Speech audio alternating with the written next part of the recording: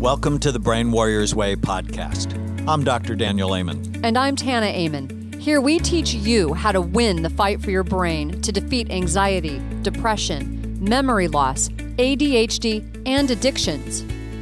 The Brain Warriors Way podcast is brought to you by Amen Clinics, where we've transformed lives for 3 decades using brain SPECT imaging to better target treatment and natural ways to heal the brain. For more information, visit amenclinics.com. The Brain Warriors Way podcast is also brought to you by BrainMD, where we produce the highest quality nutraceutical products to support the health of your brain and body. For more information, visit brainmdhealth.com. Welcome to the Brain Warriors Way podcast. Hi. Hey, baby. We're holding hands for people who can't actually see the podcast. And it's because we're going to talk about bonding. And oxytocin. The cuddle hormone. Yes. Which is, it's actually what you give women to cause contractions to have the baby. So Pitocin is the synthetic form, right? Or it's the medicinal form to increase contractions. So it's what helps women go into labor. It's what helps them breastfeed. It's what, when you're, like, I remember when Chloe was born, I still remember the 3 days after she was born, this bizarre euphoria coming over me where I literally didn't sleep. I just stared at her. I'm like, what is this? This is like so weird. Like, you're kind of high. So you fell in love. Oh, like at a level, like it's not like a normal love. It's like, you know, like you would jump in front of a bus. Like, it's the weirdest thing. Yeah, that's a different kind of love. Yeah, like don't even think about it. So oxytocin's actually been studied a lot and has been associated with bonding, love, touch, trust. Right. They've actually done studies where they've sort of sprayed it in the air. Right. And people are give away more money. They give away more money. 80% of people gave away money when they were like, you know, or they gave away 80. So can you imagine if you're at a charity auction mall and they spray oxytocin in the air? But really it's bad. Very important in making us human. Right. Because humans are a bonded species. Right. And when people are lonely, it's actually one of the major risk factors for depression, one of the major risk factors for Alzheimer's disease. So could that be why problems. some people have trouble with attaching, with it, like attachment issues? Because they might have a deficiency. Right. In oxytocin, and actually giving people oxytocin has shown to help decrease anxiety. And so that's actually something they do now. They actually like prescribe oxytocin sometimes. Right. The many naturopaths for grief. do. Well, one of the doctors who used to work with us, Ken Stoller, wrote a book on oxytocin, and he had a son, a teenage son, who was hit by a train and killed. And he just felt so bad. He said it was like having your skin ripped off. That's what I while I can you're imagine. alive. Yeah. And he couldn't work, and I mean, it was horribly traumatic, and it just went on. And he'd read about oxytocin, and he said it was like 7 seconds after he took it that the pain went away. How does that make sense? I mean, he said he still missed him terribly, but he was functional. He didn't hurt so bad, so he could function. And so he became very interested in the neurochemistry of oxytocin. So one thing that's interesting about oxytocin, though, and this is what I found so fascinating. So before I had Chloe, I didn't worry that much. I wasn't so worried about things. And when I had her, I thought maybe it was past trauma that all of a sudden got triggered. Like, okay, I'm never going to let that happen to my kid. But as I began to read about oxytocin, I realized, oh, maybe it's oxytocin that caused that.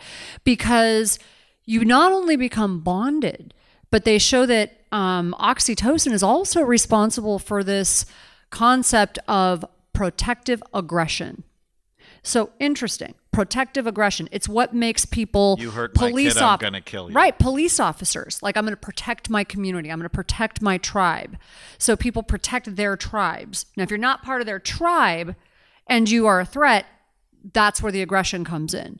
But if you are part of their tribe, like the mama bear. Mama bear. It's a mama bear syndrome. So, but before I had Chloe, that wasn't there. And so I thought, well, maybe somehow my old childhood weird memories got triggered and I was trying to protect her from that. Well, but another thing is going on that would be interesting for people to know about. When you have a child, whatever age that child is at, unconsciously you begin to relive the traumas you had at that age. That's not good. As they go through certain developmental stages, in your unconscious mind, you're reliving those. And if you've not sort of cleaned them up with psychotherapy or processes like EMDR or neurolinguistic programming, right? So that could explain. Then they can come and bite you.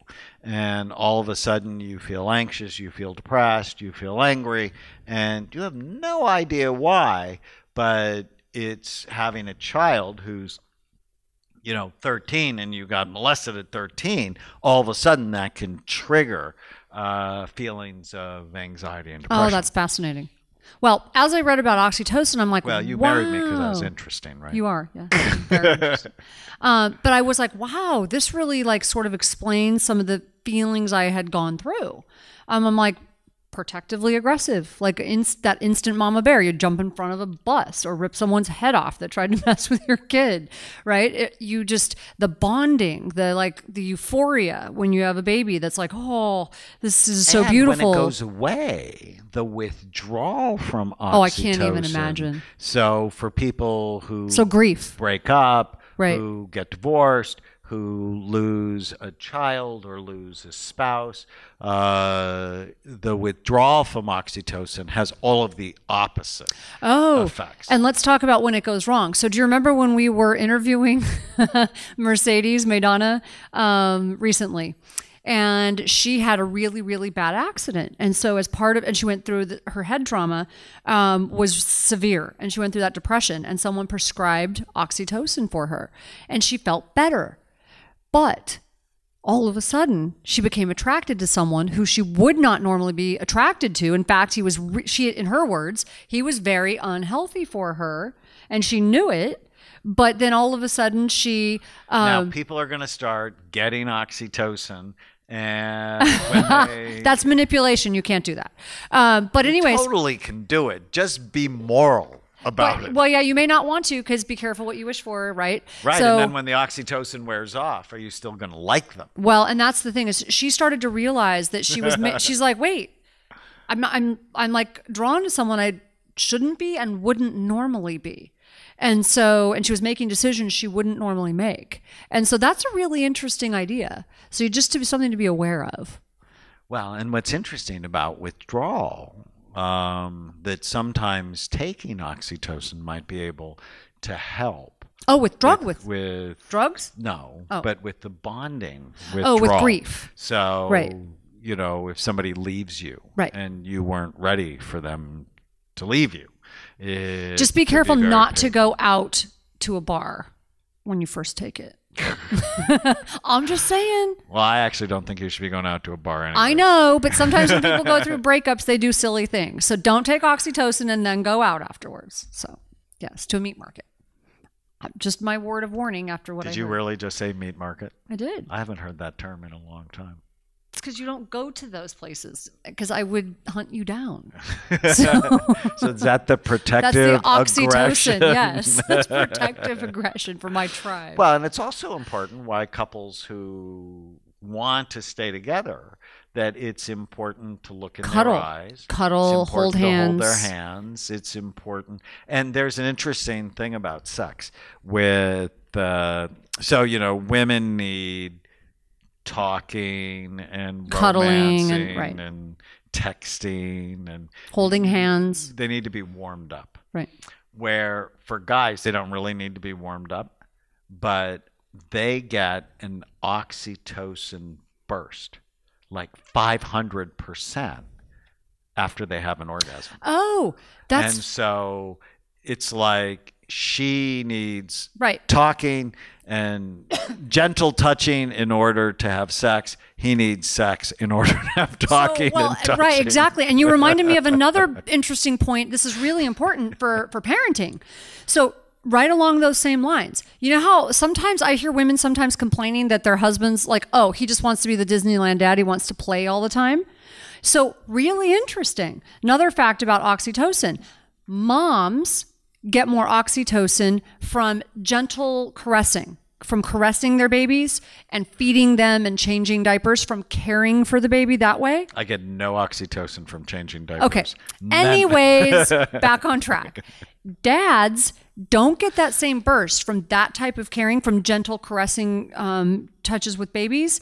They get the burst of oxytocin from poking, playing, rolling the baby, like messing with them.